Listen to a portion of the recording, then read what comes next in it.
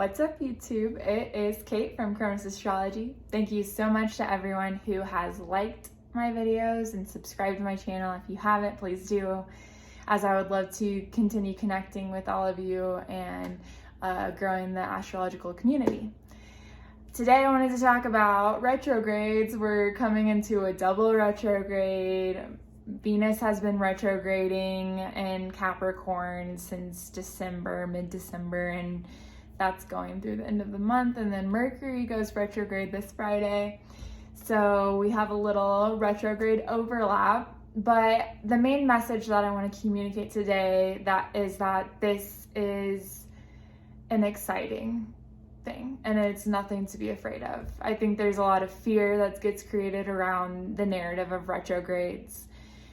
And, you know, the memes, the tweets, like the Mercury retrograde's coming up, like, don't go anywhere, Venus retrograde, don't cut your hair, you know. It's like a lot of warnings. And I do think that warnings are useful.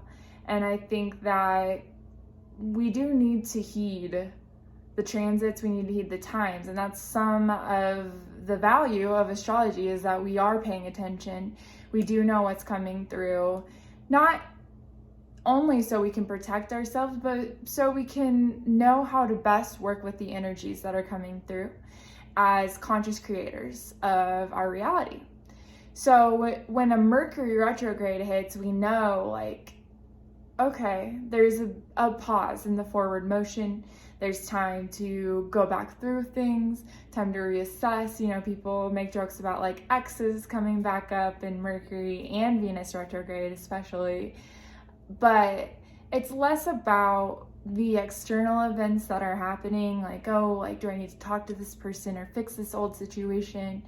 And more about an internal repair. There's a quality of internality with retrogrades. And if you're born with retrogrades in your chart natally, this energy might even feel more intuitive and more natural to your energy, and this is an even better time to really tap into that retrograde energy. So for this retrograde, I encourage you to not get defeated, not get scared.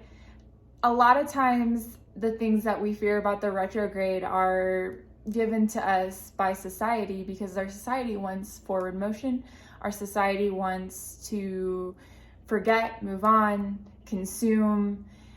Retrogrades can be anti-capitalism in the sense that it is a withdrawal from the world, withdrawal from consuming, withdrawal from just focusing on the external. So with this double retrograde, I really encourage people to take a good, long, hard, self-reflective look. And I know people are going through right now. I know there's a lot of people who are like, I can't take any more self-reflection. It's been 2 years. It's been the whole pandemic. And I think that with these retrogrades, it's important to think of the benefics and where they're at with Jupiter and Pisces. There's a lot of spiritual energy that's getting lent through. There's a lot of source energy that's coming into our reality, and that's going to really aid and assist you in this retrograde. And I want people to see this retrograde as a huge opportunity for growth. And, you know, sometimes it's like we have to go backwards to move forwards. We don't need to think linearly, because things aren't linear. Time isn't linear. And so thinking in a way that expands, in a way that exists outside of time, outside of linear reality, in a way that can do alchemy with the past to bring the past into the present, and the present into the future into the present.